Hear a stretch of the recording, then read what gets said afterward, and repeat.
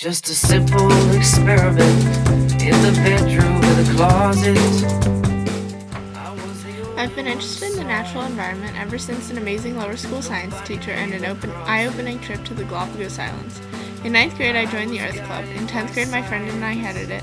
And the next year, we were the founders and heads of the Environmental Board, a part of student government consisting of 2 elected representatives from each grade and 2 leaders chosen by the entire upper school. I created the mission statement of the board to educate the members of the Nightingale-Bamford community about our changing planet while encouraging them to become more environmentally friendly in their everyday practices.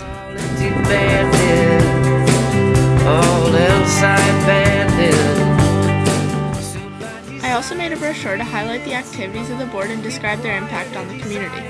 We replaced all the paper towels in the building with hand dryers and saved 21,600 paper towels per month. We replaced milk cartons in the lunchroom with a milk machine to reduce our waste. We've also gotten rid of trays in the lunchroom, used some of our organic herbs and lettuces from the terrace, and compost much of the scrap material from the kitchen. I'm working to start a project where upper school lunch buddies help the lower schoolers compost their waste.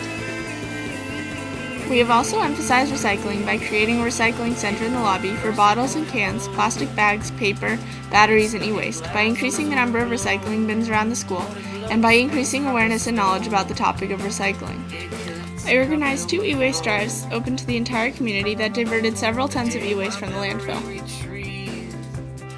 In 2007, our school was a charter member of the Green Schools Alliance and has since worked very closely with this great organization.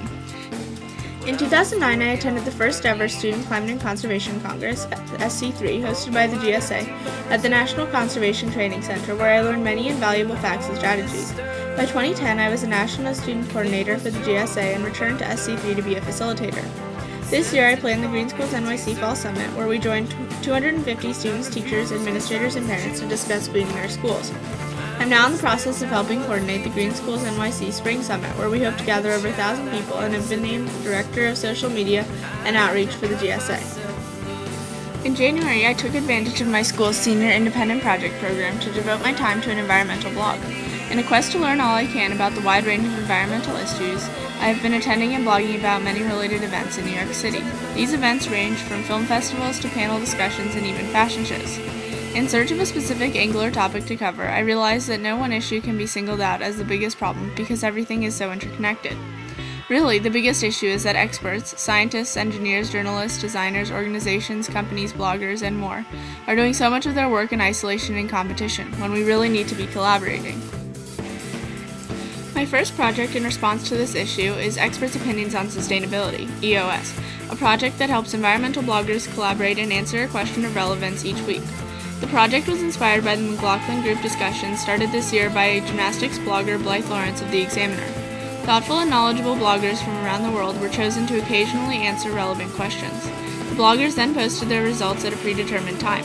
This simultaneous action helped bring together the entire gymnastics community to discuss one important question. It stimulated a discussion, and that is the goal of the project, to create an informed, multidimensional discussion among environmentalists.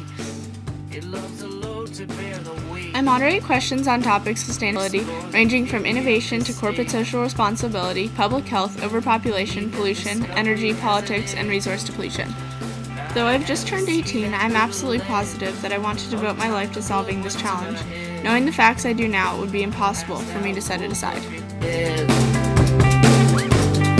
So I changed my name to John. So I guess what we want you to do is to think of yourself as part of this movement and think about how you individually can get involved in this. Whether you're a blogger, a retailer, a designer, whatever your role is, as a movement member, we want you to be part of this Fair Trade Fastest Night Out.